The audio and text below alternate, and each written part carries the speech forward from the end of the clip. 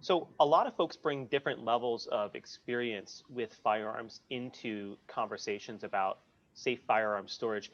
How does your individual background with respect to firearms impact how you manage a conversation about safe firearm storage?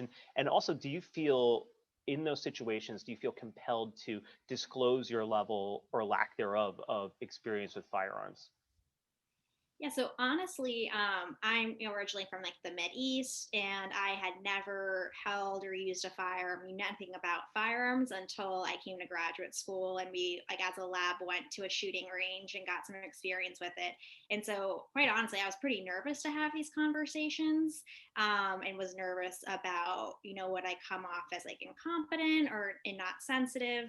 And so I think just spending a little bit of time brushing up on the knowledge of firearms was really helpful, and the different storage options and practicing with peers was really helpful.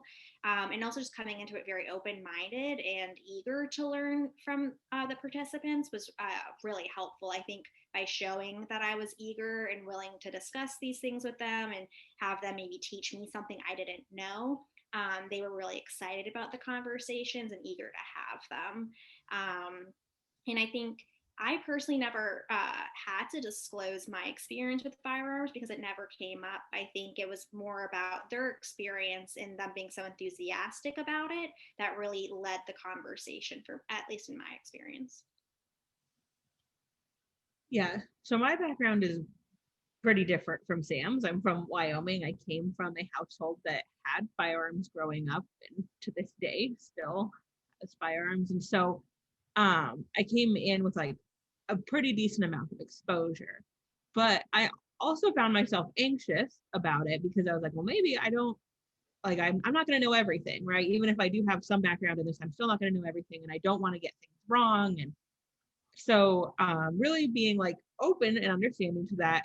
And also I did some brushing up as well on things. Like I would like talk to friends and stuff to just kind of make sure that I felt a little bit more comfortable, because even with a background with some experience, I knew there was a lot that I don't know. And so brushing up definitely helped me feel more comfortable in those conversations, but also still being willing to learn and knowing that I did not have the answer to everything and I wasn't going to understand everything that they came in and talked about to like a perfect T. Um, I would say that I disclosed my background a couple of times. I didn't do it very often. Sometimes it just felt really natural in the conversation, and that's when I would do it. But I don't think that it was necessary. It was just something where like I felt comfortable and I felt like it would fit where we were in that moment. Not necessarily something that I think people need to do. It just was something that here and there kind of. What strikes me about both of your answers, it's really a couple things. One is just there's a general theme of humility. And so, Shelby, you coming in with the knowledge, you still didn't come in and present yourself as the expert running the show, but you were willing to sort of, on occasion, when it fit naturally, sort of create that in-group sensation for folks if this person understands and can empathize.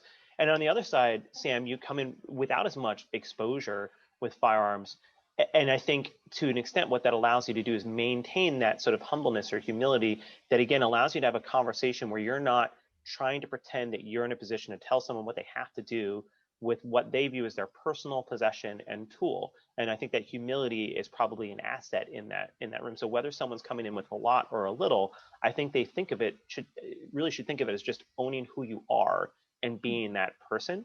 And the other thing that struck me was just both of you reflected on the idea that you really didn't need to force things in to the conversation. If it naturally comes up, great. If it doesn't, don't try to push something into the conversation that's unlikely to yield any sort of effective result.